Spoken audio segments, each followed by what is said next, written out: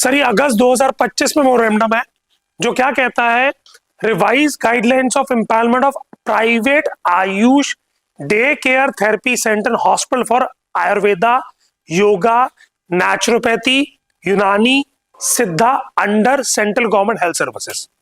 मैंने बात सीचेस किस लिए करी, क्योंकि सीचेस वो कार्ड है जिससे आर्मी का पैनल, रेलवे का पैनल, सुप्रीम कोर्ट का, हाई कोर्ट का, स्टेट गवर्नमेंट का, ये सब तभी ओपन होते हैं जब सेंट्रल गवर्नमेंट हेल्थ सर्विसेज का एम्पावरमेंट आपके पास होता है। उसका रीजन क्यों, क्योंकि विजिटिंग फैकल्टी वो सेंट्रल गवर्नमेंट की होती है और जो रूल्स एंड रेगुलेशन बनता है वो भी सेंट्रल गवर्नमेंट ही बनाती है। इवन दो आर्मी के लिए भी जो रेगुलेशन है वो guideline made by central government health services. तो उसी गाइडलाइन के अंदर ये चेंजेस आए हैं। अब पहले क्या था कि केवल दिल्ली एनसीआर में था ये जी। अब इस कैटेगरी के अंदर सर सबसे पहले सिर्फ आयुर्वेदा था, वैसे तो हम सब आयुर्वेदिक प्रैक्टिशनर है, परंतु इसके अंदर योगा नेचुरोपैथी की एम्पावरमेंट अलग से, सिद्धा और यूनानी की भी अटैचमेंट करी है। इसके अंदर क्या बोला कि एनी डे केयर सेंटर जिसके अंदर आपकी रिक्वायरमेंट क्या क्या है, नेक्स्ट स्लाइड आना सूरज जी। टाइप इसके अंदर एक्सिटी, अगर एक्सिटी है, बेशक से हम पंचकुला में है, चंडीगढ़ में है, बट हो सकता है हमारा कोई मित्र, हमारा कोई दोस्त जेड सिटी का भी हो। वो गूगल पे अगर आप चेक करेंगे तो आपको पता लग जाएगा आपकी सिटी जेड में आती है, वाई में आती है, एक्स में आती है। तो एक्स सिटी के लिए NABH फुल एक्रेडिटेशन है, टाइप वाई सिटी के लिए एंट्री लेवल एप्लीकेबल है और जेड सिटी के लिए 1 साल के लिए विदाउट NABH भी एप्लीकेबल है। यानी अगर किसी के पास NABH सर्टिफिकेट नहीं है, मैं बात कर रहा हूं जेड सिटी की, जेड कैटेगरी, अगर हम बात करें जेड कैटेगरी कौन सी है, जो देहात के या किसी कोई प्रैक्टिशनर है, कोई मित्र है, कोई किसी टाउन में प्रैक्टिस कर रहा है, वो भी इसके अंदर एप्लीकेबल है। अब सवाल है वहां पर पेशेंट कहां से आएगा, तो जवाब देता हूं साहब, पंजाब और हरियाणा। भारत के अंदर सबसे ज्यादा आर्मी के सर्विंग लोग इन 3 पंजाब, हरियाणा, राजस्थान या वो वाली बेल्ट है जो साउथ इंडिया की बेल्ट है, सबसे ज्यादा सर्व करने वाले यहीं से। और जितने लोग रिटायर्ड है, ECHS का कार्ड सबसे ज्यादा होल्डिंग भी पंजाब, हरियाणा और राजस्थान के अंदर ही है। यानी वो पेशेंट्स अपना सारा ट्रीटमेंट अब इसी कार्ड पे बेसिस पे ले सकता है और कैशलेस फैसिलिटी के ऊपर। अगर मैं ECHS की बात करूं तो ये सारे हॉस्पिटल, करीबन 33 हॉस्पिटल्स हैं जो भी नए पैनल्ड हुए हैं इस साल। जिसके अंदर डे केयर सेंटर की बात करूं तो मैक्सिमम इसमें डे केयर सेंटर्स है, यानी जिनके पास छोटे क्लिनिक सेटअप है। देखिए हॉस्पिटल वाला तो प्रोटोकॉल पहले भी था और अभी भी है, बट ये जो क्लिनिक वाला सेटअप वाला प्रोटोकॉल है ये 2025 में अगस्त में ही अप्रूव्ड हुआ है जी। Next slide. ये सारे डे केयर सेंटर्स है जो आप लिस्ट देख रहे हैं, ये दिल्ली के सारे डे केयर सेंटर्स है। Next slide. नेक्स्ट। अब इसके साथ में क्या अटैच होता है, जिसके पास सीचेस होता है उसको मिलता है CAPF। Central arm police forces में कौन था sir, CRPF, CISF, BSF, ITBP, ये सेंट्रल गवर्नमेंट हेल्थ सर्विसेज के अंदर आती हैं। यानी जो सीचेस इम्पैल्ड है वो डीम्ड इम्पैल्ड कंसिडर होता है CAPF के अंदर। यानी अगर मैं बात करूं, अगर आपका कोई सेंटर है जो मोहाली की अगर मैं बात करूं या ट्राई सिटी की, तो यहाँ 8 बटालियन है और एक बटालियन में 800 लोग होते हैं। अलॉन्ग विद दैट डिपेंडेंट अगर मैं जोड़ दूं तो करीबन 1200 के लोगों के आसपास एक बटालियन में लोग रह रहे होते हैं। यानी अगर आपके क्षेत्र में ही मैं बैठूं, यहीं बैठा हूं, अगर मैं यहीं बैठ के बात करूं तो आपके आसपास 5000 कार्ड होल्डर्स हैं जो आयुर्वेदिक चिकित्सा इन्हीं कार्ड्स पे ले सकते हैं, यानी 5000 पीपल। अगर मैं बात करूं, अगर हम 15 क्लिनिक्स में यहाँ पर अगर बैठे हैं, 15 क्लिनिक भी सर, आपको पूरे साल अगर आप राउंड द क्लॉक 16 घंटे भी काम करो अपने क्लिनिक पे, तो भी इन पेशेंट का ट्रीटमेंट आप पूरा नहीं कर पाएंगे प्रैक्टिकली स्पीकिंग। और आयुर्वेद हर तरफ से काम करता है सर, ऐसा नहीं है कि आयुर्वेद के अंदर केवल इमरजेंसी केयर होती है सर, कोई इमरजेंसी केयर नहीं होती है। If I have spine pain मैं आ सकता हूँ, मेरे को सर्वाइकल है तो भी मैं ट्रीटमेंट करा सकता हूँ, मेरे को मोटापा है तो भी, मेरे को डायबिटीज है, हाइपरटेंशन है, each and everything. A female is serving from a menstruation problem can take a panchakarma. A female is serving from hot flashes can take a panchakarma. आपको सिर्फ ट्रीटमेंट जस्टिफाई करना आना चाहिए। जो हम प्रैक्टिशनर हैं, हम ग्रेजुएट्स हैं, हमें पता है कि अपने पर्चे पे लिखना क्या है, तो उसकी सही तकलीफ है, तो वो एप्लीकेबल हो जाता है सर। Next slide. ये CAPF का मेमोरेंडम है जो कहता है कि अगर आप सीएचएस इम्पैनल्ड है तो सीएपीएफ इम्पैनल्ड आप ऑटो डिफॉल्ट कंसिडर हो जाते हैं। Next slide.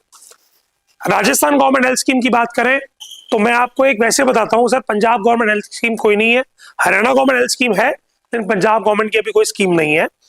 राजस्थान अगर आपके मित्र है, निम्मा वहां पर भी है, अगर आपके मित्र है तो आप पता लगे जिन अस्पतालों ने राजस्थान गवर्नमेंट हेल्थ स्कीम ली थी, जिनके क्लिनिक्स थे, आज सर उनके 3-3 अस्पताल है। क्यों? क्योंकि एम्प्लॉय को क्या करना है सर, अपना कार्ड लेके आना है, आपके अस्पताल में लेटना है, अपनी चिकित्सा करानी है और पूरा मानदेय सरकार देती है। Next slide. हरियाणा गवर्नमेंट की बात करें, हरियाणा गवर्नमेंट में कैशलेस नहीं है, रीइंबर्समेंट है। हरियाणा गवर्नमेंट के रेट्स सीएचएस के रेट से कम है, इसलिए सीएचएस के रेट की अगर मैं बात करूं तो एक अभ्यंगम 1145 रुपए का एक अभ्यंगम है सर। अगर शिरोधारा की बात करें तो 1600 रुपए का एक शिरोधारा है, और मिनिमम और मैक्सिमम, मतलब मिनिमम तो एक, मैक्सिमम 3 थेरेपीज डे केयर में आप पर डे कर सकते हो। अगर मैं इसका कंक्लूजन निकाल के देखूं तो एक पेशेंट 4500 रुपए आपको पर डे देके जाता है। 14 डेज के लिए पेशेंट आएगा आपके पास, रेफरल लेकर ट्रीटमेंट कराएगा, और अगर आप मोबाइल पे अगर कैलकुलेशन भी करें तो एक पेशेंट आपका 50,000 रुपीज का होता है, यानी 1 patient is accountable is equal to 50,000। अब इसके ऊपर एक आंसर आता है सर कि एक मेथड ये है कि मैं 12 घंटे क्लिनिक पे बैठूं, रोगी देखूं, और दूसरा मेथड ये है कि मैंने अपनी साइंस की सेवा करी, अच्छी सुविधा दी, अच्छा बेनिफिट दिया, बट उसके अंदर क्या, मैंने मैक्सिमम सर्विसेज दे दी। सर समय आपका उतना ही लगा क्योंकि आपने ओपीडी में पेशेंट एक बार देख लिया, आप कार्य किसको करना है सर, आपके थेरेपिस्ट को करना है। तेरी बैठने की जगह कहाँ है, तो मैं पिक्चर्स आपको शेयर कर रहा हूँ। हो सकता है सर आपका कोई मित्र जेड सिटी का हो, भाई तू तो ले ले, हमारा तो एनीबेच नहीं आया, तेरे तो बिना एनीबेच के तो एप्लीकेबल है, उस भाई का भला हो जाएगा। तो वही मैं आपको दिखा रहा हूँ सर। एंट्रेंस जहां पर होती है वहां पर लगता है सर स्कोप। स्कोप का मतलब सर आप क्या क्या सुविधा देते हो, नॉन स्कोप का मतलब आप क्या क्या सुविधा आपके यहाँ नहीं है। वो हमेशा एनएबीएच के अलावा सीएचएस भी देखता है, भाई साहब सुविधा क्या देते हो, डॉक्टर कितने बजे आएगा, कितने बजे आपकी ओपीडी चालू होगी, डॉक्टर से मिलने का समय क्या है, कॉन्टैक्ट नंबर क्या है, ये आपको फ्रंट पे डिस्प्ले करना है। मैं किसकी बात कर रहा हूँ सर, मैं बात कर रहा हूँ आपके किसी जेड सिटी के मित्र की, उनके लिए एप्लीकेबल है तो आपके लिए ऑटोमेटिकली एप्लीकेबल है, तो मैं वही लेके चलता हूँ उसी बात के लिए। देन रिसेप्शन कहां पर है आपका, नेक्स्ट स्लाइड। रिसेप्शन एरिया के अंदर भैया पेशेंट के राइट्स एंड रिस्पॉन्सिबिलिटी बेसिक, भैया रोगी के अपनी जिम्मेदारी क्या है, नेट पे मिल जाता है सर, कोई रॉकेट नहीं है। Patient rights and responsibility net पे डालो, गूगल से निकल आएगा, उसका प्रॉपर साइंस बनाकर। देन आपकी रेट लिस्ट क्या है, आपका सीसीटीवी आपके लगा है कि नहीं लगा है, रिसेप्शन के आगे रिसेप्शन लिखा है कि नहीं लिखा है। Next slide. थेरेपी रूम में जो स्पेस होनी चाहिए, देखिए स्पेस का क्राइटेरिया इस बार आया, वो क्या कहते हैं कि भाई थेरेपी रूम कम से कम 10 बाय 10 का कमरा तो हो, बहुत बड़ा नहीं बट 10 बाय 10 का तो कम से कम कमरा हो। भाई 10 बाय 10 का मतलब हो गया कि एटलीस्ट मैं बोलूं तो 10 फुट ऐसे 10 फुट ऐसे कि भाई थेरेपी टेबल आ जावे, स्टीमर आ जावे, और इतनी जगह होगी उसकी थेरेपी आसानी से की जा सके। ऐसा होता है, एक तो होता है 100 स्क्वायर फुट हो गया, एक होता है 10 बाय 10, 12 बाय 8 का, वो भी इसलिए नहीं 100 स्क्वायर फुट वाला है। 10 बाय 10 को मैंने एग्जांपल आपको समझाने के लिए कहा, वो 12 बाय 8 भी हो सकता है, बट लेकिन ऐसा नहीं होना चाहिए कि वो 12 बाय 3 हो। मेरी बात है 3 फुट में आपने 20 फुट कैच दिया, वो नहीं भाई एटलीस्ट थेरेपी टेबल साइज उसका इतना रहे कि वो 100 का बन जाए, वो ऊपर नीचे चल जाएगा, लेकिन थेरेपी टेबल को इतनी स्पेस हो कि थेरेपी आसानी से उसकी की जा सके। कई लोग की बिल्डिंग कैसी है सर, रेक्टेंगुलर शेप में है, जिसके अंदर स्पेस निकालनी थोड़ी मुश्किल होती है, तो वहां पर थेरेपी करने में मुश्किल आती है। तो जब सीएचएस देखता है, वो देखता है कि उसको इससे मतलब नहीं कि आपने पूरा किया, वो ये भी देखता है कि साहब आपके यहाँ पर हाँ थेरेपी अच्छे से हो सकती है। उनको सिर्फ उससे मतलब है कि हम जिसको भी अपनी लिस्ट में अटैच कर रहे हैं, क्या वहां पर सुविधा प्रॉपर है या नहीं है। यहाँ बड़े छोटे की बात खत्म हो चुकी है, यहाँ बड़े छोटे की बात ही नहीं होगी आप कितने बड़े हैं, आप छोटा सेटअप लेके बैठे हैं लेकिन आप प्रॉपर कर रहे हैं तो भी आप सुविधा ले सकते हैं जी। नेक्स्ट, अब एग्जांपल एक चीज और अटैच है थेरेपी बेड के साथ में, पोस्ट थेरेपी रेस्टिंग एरिया। क्योंकि आयुर्वेद में कहा जाता है, मान लीजिए किसी को आप अभ्यंगम शिरोधारा दिया तो तुरंत आप उसको घर नहीं भेज सकते, तो एटलीस्ट आपको 2 कोई भी, चाहे वो ऐसे बेड हो, डालने होंगे किसी भी स्थान पे, चाहे वो छोटे से कमरे में डालो या आप ये बेड की जगह सेटी डालो, छोटा बेड डालो या आप सिंगल बेड डालो, कि पोस्ट थेरेपी कराने के बाद पेशेंट कहाँ थोड़ी देर विश्राम करने के बाद जाएगा। क्योंकि हमारे जैसे हमने कहा थेरेपी कराने के बाद कुछ खाने को देना चाहिए या चाहे वो घर से लेके आवे, लेकिन एक स्थान जहां वो थेरेपी कराने के बाद थोड़ी देर रेस्टिंग, इवन आपने मैम उत्तर बस्ती दी तो immediately you can't ask the patient to go, you need a resting bed. तो उनका भी कहने का मतलब है you have done any invasive procedure. अब अभ्यंगम भी है, क्यों, इमीडिएटली अभ्यंगम कराने के बाद एसी में बैठ गया तो नुकसान हो जाएगा, तो थेरेपी रेस्टिंग एरिया अब ये रिक्वायर्ड हो गया। पहले इसको नहीं इतना मानते थे, बट हाँ आप जरूर कहते हैं कि भाई to get the best outcome at least you should have resting area. वो उसके लिए ये नहीं कहा कि इतना बड़ा इसमें कमरा होना चाहिए, नहीं, वो कॉच भी चलेगी, वो सिंगल बेड भी चलेगा, वो कोई एक प्रॉपर जहां पर भैया पेशेंट 2 फुट का चौड़ा आराम से लेट सके, उतनी व्यवस्था आपको देनी पड़ेगी।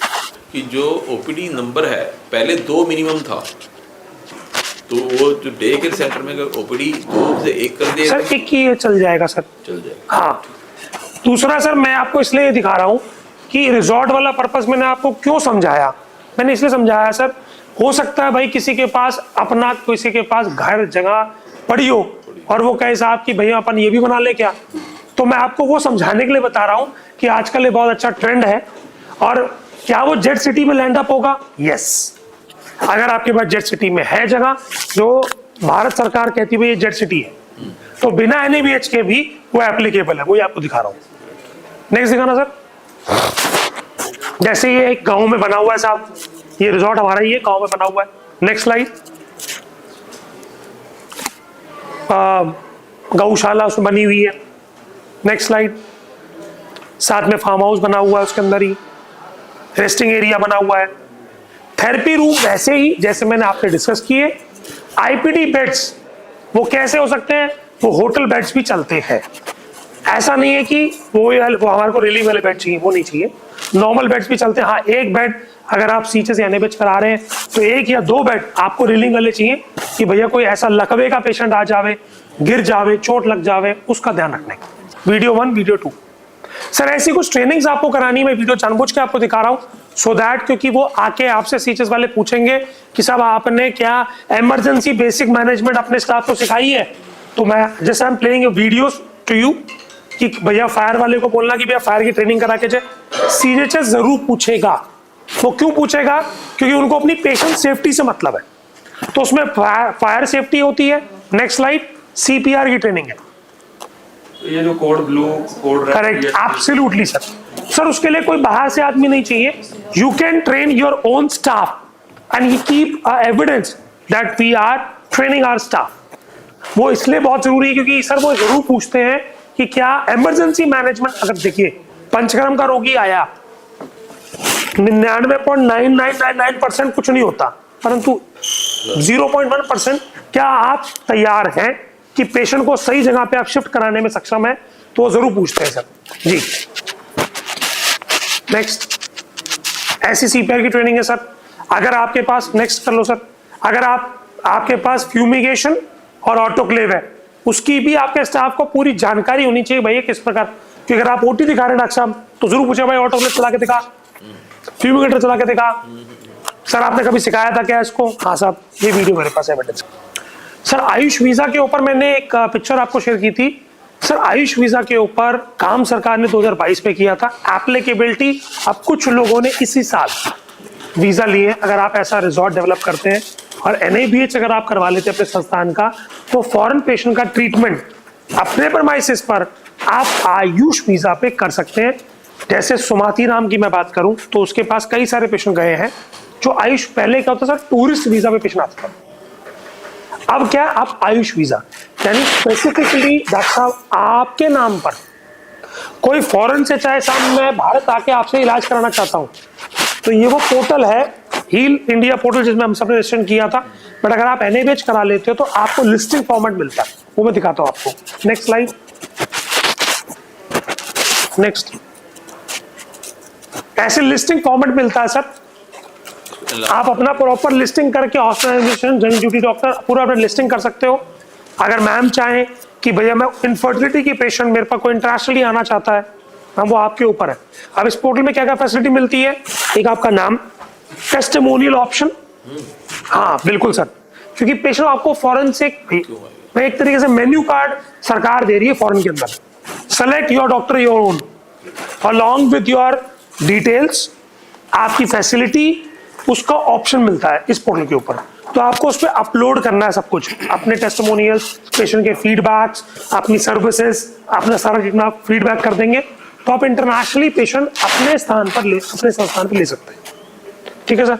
हाँ, डे केयर नहीं मिलेगा क्योंकि डे केयर के अंदर सर आईपीडी नहीं मिलता। अगर आप आईपीडी बनाएंगे तो आप ये फैसिलिटी अवेल कर सकते हैं जी। तो ये सिटी वाला भी जाएगा कि ये इसमें रिजॉर्ट ही बनाना पड़ेगा? नहीं सर, सिटी भी एप्लीकेबल है, एनएबीएच सर्टिफिकेट आपके पास है तो ये हो जाएगा सर। आप 0 पे वापस आएंगे, 0 पे वापस आएंगे। हाँ एक मिनट, पीछे सर। अब एनएबीएच सबसे बड़ी चीज क्या करता है सर, केवल वो आपको पैनल नहीं दिलाता सर, आपका खुद का सिस्टम सेट हो जाता है, क्योंकि उसके जो स्टैंडर्ड्स हैं उसको फॉलो करने से आपका सिस्टमाइज पैटर्न हो जाता है। पेशेंट की फाइल सिस्टमाइज है, पेशेंट की एंट्री सिस्टमाइज है, पेशेंट का डाटा सिस्टमाइज है, आपका स्टाफ की फाइल। अब वो एनएबीएच आपसे क्या करवाएगा, भैया स्टाफ की प्रॉपर रिकॉर्ड रखो, डाटा रखो। एनएबीएच जो कोई लेता है सर, वो क्यों लेता है, केवल इसलिए लेता है कि मैं सर्टिफिकेट चाहिए सर। जब वो आपको ऐसे मिलेगा ही नहीं सर, वो कोई ऐसा नहीं कि आपने आईएसओ की तरह भैया मैं तेरे को 10 के 15 भिजवा रहा हूँ, सर्टिफिकेट घर भेज दे। एनएबीएच कभी ऐसा नहीं मिलता। To get the NABH you need to have a visit from the NABH team, और आप उनको कितना भी पैसा दो उससे अच्छा है काम कर लो, क्योंकि पैसा आप दो भी दोगे क्योंकि उसमें सब कुछ, उसमें क्या है सर, ऑन बोर्ड सिस्टम है, देखा क्लिक गया सीधा ऊपर। अब वो क्लिक को कैसे मैनेज करेगा, डॉक्यूमेंट पहले आप अपलोड करोगे तब विजिट आएगी। अब जब आपने पेपर बना ही लिए तो भैया तू आई जा, फिर तुझे पैसे क्यों दूं। लाइक मैं आंसर कह रहा हूं सर, मेहनत तो कागज बनाने की थी ना सर, अगर कागज बन ही गए तो फिर किसी को ऑन बोर्ड पैसे क्यों देने हैं। इसलिए एनएबीएच की विजिट आपको तब तक नहीं हो सकती जब तक आपके chapters, policy, committee meetings, systemisation, hospital photograph, PPT upload नहीं होगी, तब तक आपको डेट से नहीं मिलेगी जी। 0 पे आएंगे, आगे बढ़ते जाएंगे।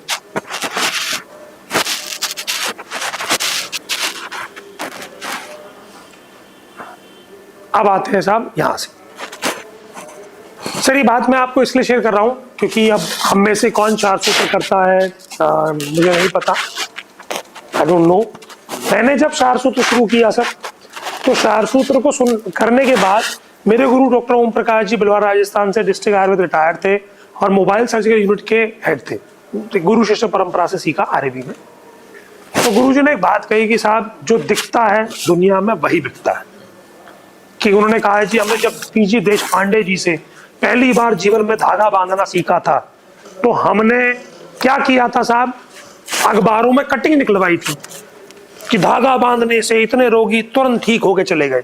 कह जी जब अखबारों में कटिंग निकलवाई तब रोगियों ने कहा जी धागे वाला भी इलाज होता है, वरना उससे पहले तो जब मेरा टाइम आया, नहीं जब मैं बात करूं आज से 12 साल पहले की, तो उन्होंने कहा जी साहब अखबारों का टाइम तो बीत गया है, अब आ गया सोशल मीडिया का टाइम। तो मैंने क्या किया सर, अपनी वीडियो जो मैं अपनी ओटी में लोकल एनेस्थीसिया में करता हूं और उन्हीं को वीडियो को मैंने डालना शुरू किया यूट्यूब के ऊपर, क्योंकि और कोई पोर्टल फेसबुक पे चल नहीं सकती, इंस्टा पे इतनी बड़ी वीडियो उठती नहीं, बट यूट्यूब अलाउ करता है अगर आप उसको अबव 18 ईयर्स को सेग्रीगेट करके आप कर दो तो उसका बेनिफिट मुझे क्या मिला। Next slide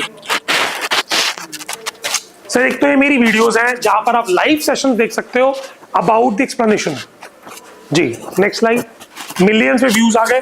next slide, Bharat से ज्यादा मेरी वीडियोस इंटरनेशनली देखी जाती है, यानी कि अगर मैं मिलियंस व्यूज की बात करूं तो भारत में केवल 29%, इंटरनेशनली 71% मेरी वीडियो देखी जाती है। यानी अगर मैं बात करूं इन एनोरेक्टल डिजीज की, ये बात मैंने आपको क्यों बताई, अपने चैनल के बारे में बताने के लिए नहीं, ये आपको समझाने के लिए एनोरेक्टल का ट्रीटमेंट उनकी कंट्री में बड़ा लॉन्ग स्टैंडिंग है, क्योंकि एक पाइल्स की सर्जरी परमिशन लेने के लिए 6 महीने लग जाते हैं, even though they have enough of money in European countries, उनको परमिशन ही नहीं मिलती है।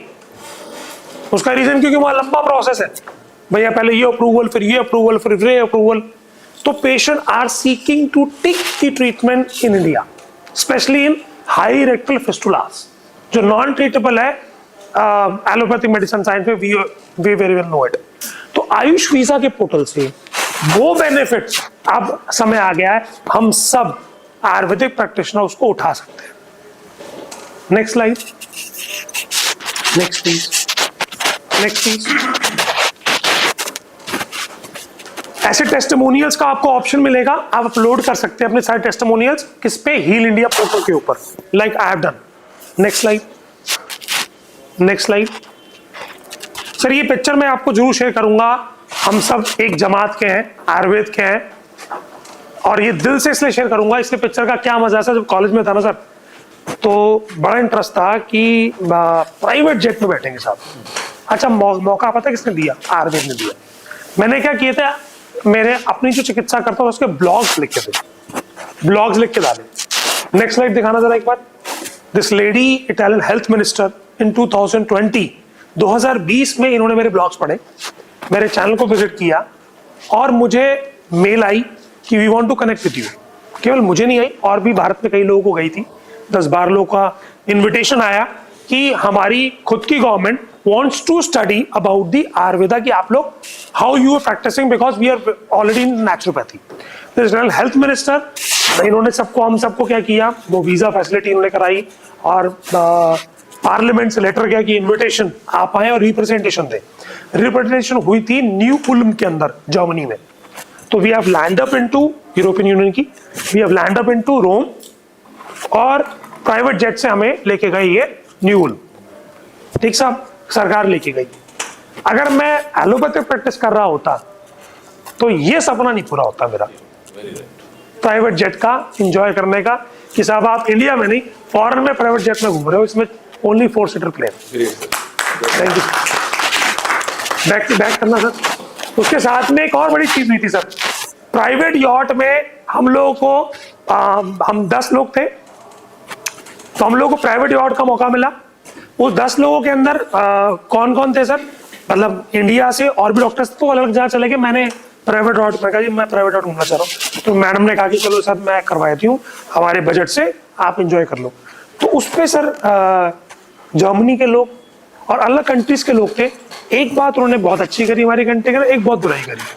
अच्छाई करी कि हाँ साहब बहुत अच्छा आपका कंट्री कर रही है, it's very good, very good. Germany का था वो, क्या सर एक कमी है आपके देश में, मैं कहा साहब कमी पहले बता दो, यू लैक इन डॉक्यूमेंटेशन। एक शब्द उन्होंने बोला कि आप करते बहुत कुछ हो, बट सर डॉक्यूमेंटेशन में आप लैक। हमारी कंट्री में एमएम को एमएम ही कहते हैं, आपकी कंट्री में एमएम को सेंटीमीटर कहते हैं। मतलब एक्यूरेसी की बात उन्होंने जो कही कि आई एग्री, क्योंकि आप अच्छा सर बैठे थे तो मैं भी बोलता था मैं एज ए डॉक्टर हूं, मैंने ये किया, मैंने ये किया। मैंने कहा डॉक्टर साहब it's very good, doctor Vikas I understand you doing very good, but your country lack in documentation. So आज ये बात समझनी है कि अगर निम्मा जैसी एसोसिएशन, आईएमए जैसी एसोसिएशन, अगर हम ही लोग अपनी माँ को, अपनी माँ पूरे दिल से नहीं मानेंगे, हाउ कैन यू एक्सपेक्ट कि पड़ोसी हमारी माँ की इज्जत करेगा। सर शारसूत्रा सिखाते सिखाते अब हुआ क्या, इस चैनल के मुझे बेनिफिट क्या हुआ, इसमें आपको मैं जानबूझ के एक आदमी दिखा रहा हूँ। इसमें 2 लोग हैं जो मेरे इंटरनेशनली आए थे। एक ये आदमी जो पिक्चर में आपको दिखा था मिनिस्टर के साथ में, इस इंसान ने शारसूत्र सीखने की इच्छा करके भारत आया। इवन तो प्रैक्टिस नहीं कर सकता, वो इसकी इच्छा है। She was one of the prime physician of minister, friend भी थे उनके और फिजिशियन भी थे उनके, बट शारसूत्र चाहे प्रैक्टिस कर सकता नहीं कर सकता, that's not of my, but he came India to learn शारसूत्रा। और एक आया था वहां से ब्राजील के पास से, लकीली वो ब्लॉग पढ़ के। तो उन लोगों के मन में भी बहुत ज्यादा इच्छा है शारसूत्र सीखने की और अलग अलग साइंस को समझने की। Next slide please. ऐसे अगर मैं सेमिनार की बात करूं, नेक्स्ट स्लाइड करना सर,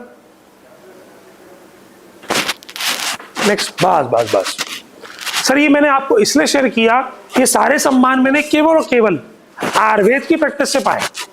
इसमें मेरे को एलोपैथिक कोई सम्मान नहीं है, मेरे को किया ही नहीं साहब।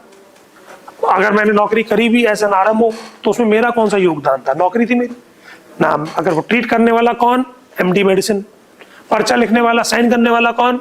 MD medicine. अपन कौन? उसके जो वो कहते हैं उसको करने वाले परिचारक। परिचारक नहीं, परिचारक से हल्का सा ऊंचा और डॉक्टर से नीचे कम्युनिकेटर। सर आपने क्या कहा? अच्छा सिस्टर ये कर दो। सिस्टर बता रही है बीपी बढ़ गया। सर वो बीपी बढ़ा हुआ था, अच्छा ये देना, ये दे दो। हम कौन थे सर? परिचारक भी थे एक्चुअली में, because we could not able to do anything. एक तो हमारी डिग्री कि हम अब जाके करें क्या। अच्छा ज्यादा कुछ कर दें तो उसमें कोई नया बीएम एमबीबीएस आ जाए, अच्छा तेरे को ही आती है तू हमें पढ़ाएगा। अब उसे हम कौन पढ़ाएंगे भाई, दिन रात तो अपन देख रहे हैं रोगी, तुम कल के एमबीबीएस पढ़ के पास आउट हो। अच्छा मैं सर आईसीयू में था तो पता नहीं कितने रशियन और वो यूक्रेन पास एमबीबीएस को मैंने कैमरा लगाना, सेंट्रल लाइन डालना, सब कुछ सिखाया। लेकिन अल्टीमेटली कौन? वो गुरु की उनके नजर में कोई इज्जत ही नहीं, क्योंकि हम उनकी माँ के नहीं। हम कितना भी कर ले मुंह पे जरूर मान सम्मान कर देंगे कि हाँ सर आइए, और पीठ पीछे ये जना आयुर्वेदा वाला 3 बार सुन लिया। फैक्ट वही बात है। ये इस प्रकार की बेइज्जती एक बार बस मेरी स्पीच खत्म हो चुकी है। एक बेइज्जती मेरी ऐसी पहले भी हुई थी, वो कैसी बेइज्जती हुई सर बताता हूँ सर। 2 बेइज्जती जरूर शेयर करूंगा सर, वो हम सबकी कहीं ना कहीं हुई होगी। क्या हुआ सर, क्लिनिक नया खुला था साहब। पिताजी ने कहा कि उनके मित्र थे कि भाई उनकी बहू को जो है ना अमीका से किसी डॉक्टर ने लिखा है। पापा को अमीका नहीं पता, मेरे फादर डॉक्टर नहीं, कोई इंजेक्शन लिखा है उसको ना आईवी लगाना होता है। अच्छा चलो जी, पापा जी के मित्र तो मैं उनकी बहू को लगाने चला गया साहब इंजेक्शन। एक दिन लगाया तो कोई बेइज्जती नहीं हुई। अगले दिन जब मैं लगा रहा था तो वो अंकल किनारे बैठे थे, कोई मिलने आया था। तो कह जी क्या हो गया जी बहू जी को? कह रहा वो इन्फेक्शन वगैरह हो गया। अच्छा तो फिर क्या करवा रहे? कहना डॉक्टर साहब इनके पेशेंट होते नहीं क्लिनिक पे, तो घर आके लगा देते इंजेक्शन। अब ऐसी बेइज्जती थी उसके बाद सर मैं आज के बाद कोई 5000 रुपए भी देते हो घर पे नहीं जाना उसको देखने। घर पे अपनी क्लिनिक पे खाली बैठ जाऊंगा, लेकिन कभी वहां नहीं जाऊंगा बिल्कुल। और दूसरी बेइज्जती जिसके बाद मैंने एलोपैथिक बिल्कुल ही पन्ने फाड़ दिए। बढ़िया नौकरी चल रही सर, आईसीयू बढ़िया नौकरी, बढ़िया पैसे मिलते थे, कोई कष्ट नहीं था। लकवे का यानी पैरालिटिक एक पेशेंट आया जो स्टैंडर्ड ट्रीटमेंट लिखना चाहिए, राइल्स ट्यूब डालना, कैथेटर लगाना, ठीक है क्यों पैरालिटिक था। उसके बाद क्या नाम है आईवी फ्लूइड्स प्लस सपोर्टिंगली पैंटॉप पैरानॉम की उसको बनाए, स्टैंड जो पैटर्न था वो लिख दिया मैंने। एक कोई नया एमबीबीएस एमडी होगा, अब वो किससे लड़के आया नहीं लड़के आया मुझे नहीं पता, उसने आके ना ऐसे पेन मार दिया ट्रीटमेंट के ऊपर। वरना आज से पहले क्या होता था, एक्सक्लूड और इंक्लूड। कंसल्ट क्या करते थे भाई, exclude this and include this, ऐसे पेन नहीं मारता था। वो पेन मार दी तो अपने को इंसल्ट लगी यार, 5 साल हो गए ना काम करते हुए, आज तक किसी का ने पेन नहीं मारा। तो मैंने ऐसी पूछने, मैंने कहा सर ये पेन आपने मारा ट्रीटमेंट ही पूरा गलत कर दिया। अब वो फ्रस्ट्रेट था, पता नहीं डॉक्टर ऑफ अ जड़ी बूटी कांट अंडरस्टैंड द मेडिसिन, उसके ने मेरे मुंह में बोल दी बात। चलो अब मैंने उसको क्या उल्टा बोलना था, अब सच हम जड़ी बूटी के तो डॉक्टर आएंगे।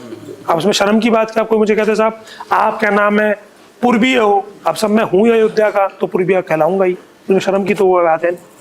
But that day I understand, if I work for next 20 years also in allopathy, I won't get this similar recognition which I can get easily in my own science.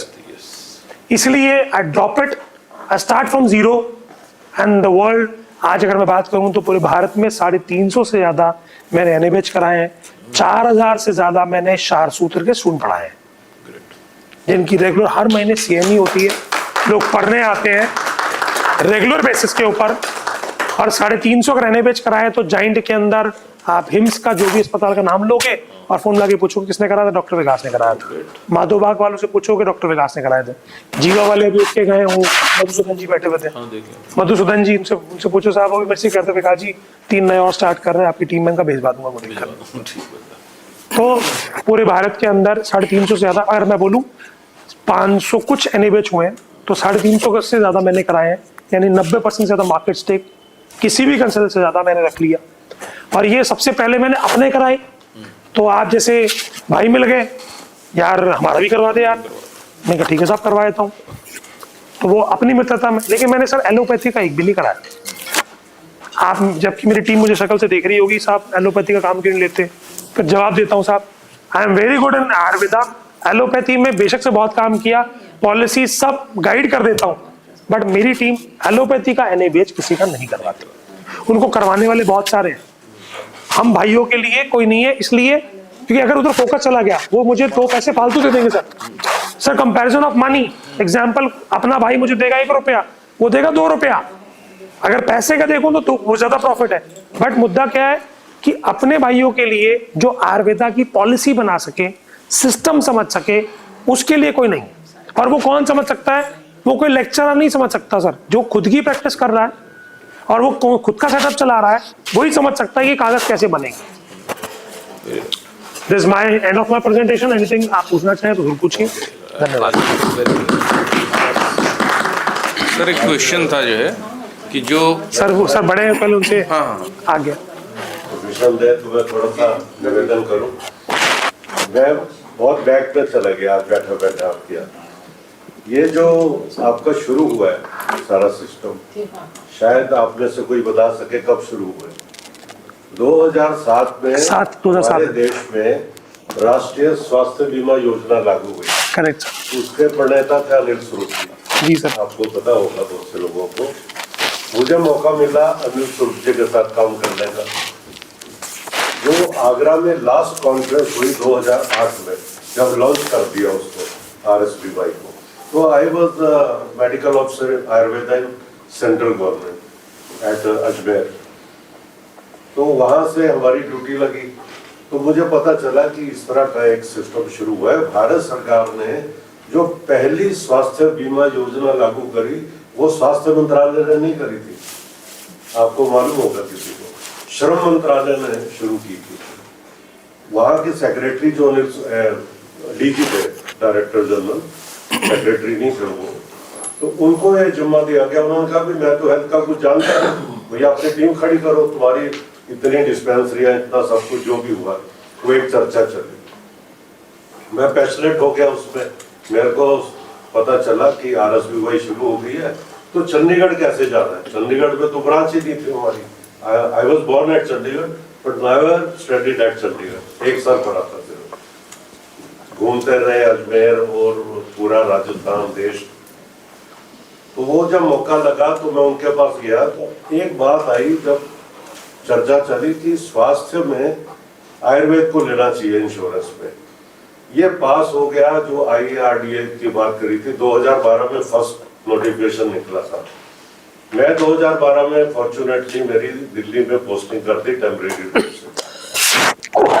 इस बनाया गया कि आयुर्वेद को शामिल करना है RSBY के अंदर। मैडम के पास है। तो पहला जो सैंक्शन हुआ, श्री मृत्युंजय सारंगी थे वहां पे सेक्रेटरी। 2013 में सितंबर में उन्होंने साइन कर जी सर। जी सर। तो राजीव वासुदेवन जी को जानते हो? जी जी। आयुर्वेद, अपोलो आयुर्वेद, मेडिसिटी में भी उनका, उनके साथ काम करने का मौका मिला।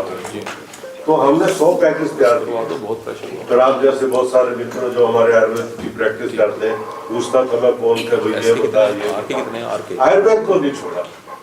ये मेरे को आपकी बात सबसे अच्छी लगी और मैं सबसे निवेदन करता हूँ कि मैं भी बड़ा गौरवान्वित करता हूँ आज की डेट में कि मैं एलोपैथी प्रैक्टिस में नहीं घुसा।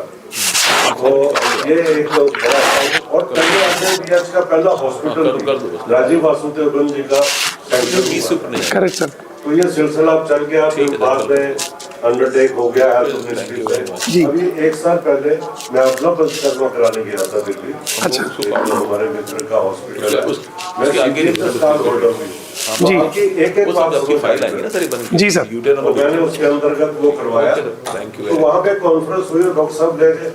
तो ये एक जो अभी इससे पहले के बात कहना चाहता हूँ मैं, कि जो फेडरेशन थी, जितने भी TPS की और इंश्योरेंस कंपनीज की, उनके जो हेड थे, नाम मुझे नहीं याद है, साउथ के थे, पतले से पक्के कलर के जेंटलमैन, बहुत अच्छे, बहुत ब्रिलियंट। उन्होंने इस बात पे जोर दिया कि हम सब कुछ देंगे, लेकिन आप कैश पेमेंट लो, बाद में रिम्बर्समेंट लो। लेकिन बहुत सारे लोगों की सहमति नहीं बनी, उपाध्याय जी और बहुत सारे लोग थे आयुष मंत्रालय के। वो लेटेस्ट आपको पता होगा अब क्या चल रहा है जी। तो कैशलेस तो चल नहीं, अब हो गया सर। उस पे ना एक्चुअली मुद्दा ये है कि जो नए पैकेजेस आए हैं डिजीज वाइज, पहले ICD कोडिंग नहीं थी, अब ICD कोडिंग आ गई है। जानो शूल, कटी शूल, ग्रीवा शूल, तो कोडिंग के अकॉर्डिंगली ट्रीटमेंट उठेगी। ये कोडिंग अभी लॉन्च हुई है, शायद 2 महीना हो गया। थैंक यू सो मच, बहुत अच्छा लगा। Thank you sir. जी सर, आप कुछ पूछो। सर मैं ये पूछ रहा था कि जैसे अगर कोई नया हॉस्पिटल खोलना हो, केवल मेरे पास लैंड हो, मेनली हम इंटरेस्टेड हैं जैसे प्री आयुर्वेदा प्रोग्राम वाली जो स्कूल हैं और गुरुकुलम स्टाइल के और पीपीपी मॉडल का जो है, तो उसका कैसे जो है मतलब हमको डिटेल कैसे मिलेगा? सर देखिए, चैंपियन स्कीम आई थी लेकिन उसके ऊपर अभी कोई एग्जीक्यूशन प्लान बना नहीं है। अभी गवर्नमेंट क्या करे, एग्जिस्टिंग हॉस्पिटल्स ही इतने हैं, पहले उनको सिस्टम पे ला रही है। गवर्नमेंट ने चैंपियन स्कीम भी रेडी की थी सर, जो आपको भी इंफॉर्मेशन में होगी कि नए को कैसे वो फंडिंग करेंगे, उसको सब्सिडी देंगे। बट उस स्कीम को गवर्नमेंट ने अभी क्यों होल्ड पे डाला है, उसका रीजन है सर, उसमें 3 रीजन है। पहला रीजन है, गवर्नमेंट सबसे पहले किसमें लगी है कि जो उनके खुद के सेटअप है पहले वो उसको ही चालू कर लें। एग्जाम्पल मैं कहूँ सर, बहुत सारे ऐसे पंचकर्मा सेंटर पंजाब में भी है, हिमाचल में भी है, जिनकी हालत ही खस्ता पड़ी हुई है। तो सरकार क्या सोचती है, भाई पहले उन्हीं को चालू कर ले इंस्टेंट की हम किसी और को फंडिंग दे। पहला स्टेप ये। दूसरा, जब प्राइवेट प्लेयर्स मार्केट में अवेलेबल है, ये स्कीम जो अभी आई 2025 के अंदर सर, वो यही सोच के आई है कि पहले एग्जिस्टिंग मार्केट प्लेयर तो पूरे हुए नहीं भाई, केवल दिल्ली से तो काम चलना नहीं, भारत की सारी जनता जुड़ी रहती है सर, पूरे भारतवासियों को पहले सुविधा दें। 2 कारण। और तीसरा कारण सर सबसे क्या है कि इसके लिए जितना अभी बजट है, उनका क्लियर कट माइंडसेट क्या है, R&D रिसर्च, कि इसको विश्व पटल के ऊपर कैसे रखना है। इसलिए उन्होंने बजट को अपने डिफाइंड माइंड में सेट रखा है। अगर मेरे पास सर उन्होंने रखा है इस एग्जांपल, मैनेजमेंट गवर्नमेंट ने क्या रखा है, मान लो 9,000 करोड़ है एग्जांपल साल का, तो भैया पहले R&D कर लो कि हम इंटरनेशनली अपनी जो मेडिसिन, जैसे एग्जांपल है यूरोपियन कंट्रीज में सिंगल हब ड्रग जाती है लेकिन प्रिपरेशंस नहीं जाती है, तो वो क्या रिसर्च R&D पूरी करके वहां रखने को तैयार कर रहे हैं फटाफट कि भैया हम वहां अप्रूवल्स ले सकें। तो अभी तो आप ये समझिए सर, आपको खुद ही बनाना पड़ेगा, बनाइए, तैयार कीजिए और सुविधा लीजिए। क्या गवर्नमेंट की तरफ से कोई फंडिंग आती है? सर मैंने पहले कह दिया ना सर, फंडिंग तो अभी क्वेश्चन ही नहीं कोई। पहले PPP मॉडल पे पीपीपी मॉडल वाले पे तो कुछ उन्होंने डिक्लेयर किया था कि कुछ सर वो मॉडल है बट उसकी एप्लीकेशन लगी, उस पर कोई काम नहीं करी सरकार। मैं तो अंदर की बात बता रहा हूँ आयुष भवन की। वो कहना भैया अभी तो पहले पूरे भारत में इतने सारे अस्पताल हैं, पहले उन्हीं को जोड़ ले, नए का तो बाद में पैसा देंगे। अच्छा, ये प्री आयुर्वेदा प्रोग्राम वाले जो हैं गुरुकुलम स्टाइल के, इसके लिए कोई ग्रांट मिलती है सरकार से? सर आप डाल के देख लीजिए आयुष मिनिस्ट्री के ऊपर, मेरी इन्फॉर्मेशन के ऊपर, गुरुकुलम के ऊपर जो अलग जो प्रोजेक्ट है वो उसके अंदर जाएगा। अगर आपके पास 12A ATG सारी पूरी एग्जिस्टिंग फॉर्मेलिटीज, मतलब नए को नहीं मिल रही है। अगर आप एक रनिंग प्लेयर है तो गवर्नमेंट आपको ग्रांट दे रही है। आप जीरो से स्टार्ट करना चाहेंगे गुरुकुलम पे कितना सर, वो मैं इसके बारे में ज्यादा नहीं जानता, तो I can't say much about it, but इतनी इन्फॉर्मेशन है, अगर आपके पास पूरा डॉक्यूमेंटेशन है तो आप प्रोजेक्ट ले सकते हो। अब सर चीज बताइए, जैसे आपने स्टार्टिंग में कहा अभी पंजाब अभी भी अछूता है इससे। हाँ सर। ये जो क्लिनिक्स के लिए एस्टेब्लिशमेंट में आप कह रहे हो NABH का हो गया या CGHS के पैनल पे लेने वाला, तो क्या पंजाब हरियाणा और ये सर ये पूरी पैन इंडिया के लिए ओपन हुआ है। तो ये आप कहते हैं पंजाब में भी इसको नहीं अडॉप्ट कर रहे हैं? नहीं सर, मैं पंजाब का कुछ और कहना चाह रहा था सर। जो पंजाब और हरियाणा के अंदर एम्प्लॉई की जो स्कीम है, हरियाणा ने तो मान लिया, पंजाब ने एम्प्लॉई के लिए अभी रिइंबर्समेंट रखी है, कैशलेस के पेपर पे साइन नहीं किया। रिइंबर्समेंट तो रख दी है, रिइंबर्समेंट रख दी है सर। इलाज करावे, अगर आप एम्पैनल हो, आपका लिस्ट में नाम है, आपने लेटर दे दिया, वो आपको क्या करेंगे साहब, रिइंबर्समेंट पेमेंट दे जावे, बिल ले जावे, उसकी पेमेंट हो जाएगी। सेकंड आपने कहा XYZ कैटेगरी, तो हमने जो नेक्स्ट चेक किया पंचकुला साउदर्न की Y कैटेगरी। हाँ सर। और मोहाली है वो भी आई थिंक Y में ही होगा। Y में होगा सर, ठीक है ना। तो उनके लिए आप कह रहे हैं कि कुछ ना कुछ फिर भी हम NABH लेना पड़ेगा। सर एक बार दिखाना Y कैटेगरी, मैं आपको समझाऊंगा, उसमें एक बेनिफिट है सर, वो बेनिफिट आपको दिखाऊंगा। नहीं डेफिनेटली सर, अभी बात कर लेते हैं सर। Y कैटेगरी दिखाना जरा एक बार सर। Y कैटेगरी में लिखा है primary entry level certificate for one duration of acceptable. Entry level basically क्या है कि अगर आप बहुत बड़ी तैयारी नहीं कर पाए, कम तैयारी में भी ले सकते हो आप। एक्रेडिटेशन क्या है, वो फुल तैयारी है, मतलब एक तो LL और DL में जो फर्क है, आप LL पे भी गाड़ी चला सकते हो सीचेस के नाम की, DL भाई बाद में करवा लेना। तो ये बाइक जैसे CGHS है और साथ में हमारा इंश्योरेंस पैनल है, ये दोनों एक ही चीज मान रहे हैं इससे। सर वो कहते हैं आपको ये कार्ड ले आओ, मतलब आप गाड़ी ट्रक चलाओ, चाहे मारुति चलाओ, एलन ले आओ, हम अलाउ कर देंगे आपको। मेरा सवाल कुछ हो रहा है, जैसे CGHS के लिए हो गया, तो क्या इंश्योरेंस कंपनीज भी इस चीज को मानती है? Yes sir, equal. तो ये जो आपका PPP मॉडल पे जो हॉस्पिटल्स खोले जा रहे हैं, तो उसमें जैसे अगर किसी एक डिस्ट्रिक्ट में एक हॉस्पिटल खुल गया तो क्या 2 PPP मॉडल के हॉस्पिटल रन कर सकते हैं क्या? सर वो डिपेंड करेगा एप्लीकेशन के ऊपर कि रिक्वायरमेंट, बात सिटी से मतलब नहीं है सर, बात पॉपुलेशन से और रिक्वायरमेंट से होती है हमेशा। सर एग्जांपल मैं बोलूं, दिल्ली के अंदर एग्जांपल, मैं दिल्ली का हूं सर, दिल्ली के अंदर 16 डिस्पेंसरी है सीएचएस की, चंडीगढ़ में 1 है। डिपेंड कि बेनिफिशियरी कितने हैं, लाभार्थी कितने हैं। अब जो नए डिस्ट्रिक्ट बनते हैं वो किस पे बनते हैं सर? डिस्ट्रिक्ट कभी भी साइज पे नहीं बनते, पॉपुलेशन पे बनते हैं, उस पर डिपेंड करता है। तो अपने जो NABH के बाद जो रेट्स होते हैं हमारे टैरिफ, उस पे वो 15% का हाइक मिलता है उसके बाद एक्रेडिटेशन? यस सर, वो तो है एक, वो रहेगा। हाँ सर, स्टैंडर्ड है। और इसके अंदर सेकेंडली हम ये भी देख रहे हैं, जो हमारे दोस्त का रोहतक में ऑलरेडी एक्रेडिटेड है, अथर्वा का ना, अथर्वा का। हाँ तो अथर्वा को आप किसी को फोन मिलाओगे पूरे भारत के अंदर, वो कहेंगे जी विकास जी से कराया था। नहीं तो ही स्टूडेंट ने पहले बता दिया आपके बारे में। हाँ। गुड फ्रेंड में अभी भी फोन हाँ जी, हाँ जी, आर्यन जी का, आ रहे हैं। प्रिंस के साथ, प्रिंस का भी, मदान जी का, हाँ जी, आर्यन ने छोड़ दिया। आर्य तो अपना उन्होंने अलग खोला ना सर। हाँ जी, हाँ जी, उसके तीसरे एक और आर्यन के साथ, वो दानिश जी, हाँ दानिश जी, चलो सर जो भी है जी बताइए। तो उनसे भी बात ही हो रही थी, आपके बारे में डिस्कस कर रहा था मैं जी, सेशन की वेट कर रहे थे, उनका फोन जी, आया था। हाँ जी, हाँ जी। बर्थडे, तो बर्थडे विश के लिए फोन आया था उनका भी। अच्छा चलो सर, हैप्पी बर्थडे। हरियाणा के जनरल सेक्रेटरी है अच्छा, और ये अपना जो सेंट्रल कर रहे हैं इसको पूरा ये मैं आपका पहला क्लाइंट होने वाला हूँ शायद। मतलब पंचकूला में मेरा बन के रेडी हो गया है जी। तो फिनिश चल रहा है, विदिन 2 मंथ में रेडी हो गया। जी जी तो कोशिश करें 10 बेड मिनिमम बनाने की। पहले हमें पता नहीं था कि डे केयर में मिल सकता है। सर, ये स्कीम ही अगस्त में आई है। नहीं, हम पहले हाँ। अगस्त का ही नहीं पता होता, मैं इतना पहले ओपन कर लेता ना इसको। हाँ जी, हाँ जी, मेरे 2 सेंटर्स चल रहे हैं जी जी सर, पंचकूला में, एक मोहाली में तो डे केयर ही है, जी जी जी, कोई सिंपली 4-6 बेड वाला। फर्स्ट क्लास सर, 30 साल से आयुर्वेद पंचकर्म प्रैक्टिस करता हूँ। बहुत सुंदर सर। मैं कभी गया नहीं यहाँ तक। मेरे एक असूल था, मैं जब मिस्टर फाइनल बनाया सब लोगों ने मिलकर तो बोल के आया था, you will not find me practising even a single paracetamol in my practice. बहुत सुंदर तो सर, मैं जीवन में उसी पे चल रहा हूँ ना। बहुत बढ़िया सर। अभी तो उसी पे पाया जी सर, नहीं लेकिन तो मैं हॉस्पिटल मेरा रेडी होने को है, तो अब मैं ये चाहूंगा कि कैसे हम इसको आगे करें, एग्जीक्यूट करें और आपकी फिर दखल जाएंगे सर दखल के तो हम सेवा के लिए हैं ही सर, वो तो हम करेंगे सर, हमारा काम ही यही है। इन्होंने भी आयुर्वेदिक का बहुत मैंने सर एक्चुअली डायबिटीज के ऊपर की थी, बहुत सुंदर सर। तो उसमें क्या है कि जितना भी मेरी मैन्युफैक्चरिंग है मेडिसिन की सारी मेरी केरला से आ रही है, मेरा फ्रेंड है, मेरा पार्टनर। जी जी, तो मैं टोटली डायबिटिक और उसकी कॉम्प्लिकेशन से आयुर्वेदा के थ्रू, तो अभी मेरा फर्स्ट सेंटर जीरकपुर में आ गया, सेकंड अहमदाबाद में आएगा, देन पुणे एंड बेंगलुरु। तो उस चेन के लिए मैं NABH के लिए इसके लिए जाता मैं आपको एक आंसर देता हूँ सर इसका ले। आचार्य सुश्रुत ने 11वें अध्याय के शायद 3रे श्लोक में कहीं कुछ कहा था। वो ये कहा था कि एक ही स्थान पर जब बार बार रोग उत्पन्न होता है तो उसकी चिकित्सा द्रव्य साध्य नहीं होती, वो शस्त्र या पंचकर्म साध्य होती है।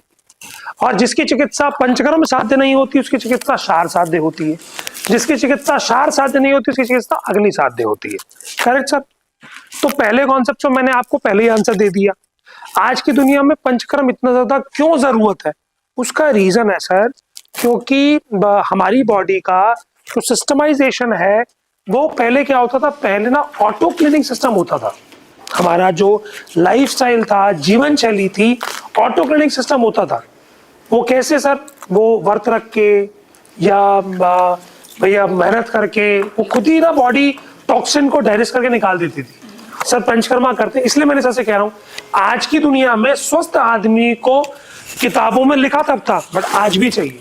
डायबिटीज के अंदर अगर आपने वमन चिकित्सा जो सक्षम है, अगर उसकी वमन चिकित्सा कराते हैं, मैं अपने पिताजी की हर साल वमन कराता हूँ मार्च के महीने में। जब से मुझे पता लगा, जब से मुझे समझ में आई Ayurveda, it's been now 20 years। Single एक ड्रग पे कंट्रोल्ड है साहब, कोई कॉम्प्लिकेशन नहीं, कोई न्यूरोपैथी, रेटिनोपैथी, नेफ्रोपैथी भगवान ने नहीं करी भाई आज तक, आदमी का पता नहीं। Is 70+ now. मैंने आपको क्यों कहा सर, आप उसी कॉन्सेप्ट को you can make your business model कि क्योंकि डायबिटीज के अंदर डायबिटीज से रोगी नहीं मरता, वो नेफ्रोपैथी से मरता है। मुद्दा सबसे बड़ा नेफ्रोपैथी न्यूरोपैथी से रोता है, नेफ्रोपैथी से मरता है और रेटिनोपैथी से उसको दिखना बंद हो जाता है। तो आप उसी स्कोप को अपने ग्राउंड मानकर आप उसको कर सकते हैं सर। देखो वो आपका बिजनेस सेल मॉडल क्या होगा वो अपनी जगह है सर।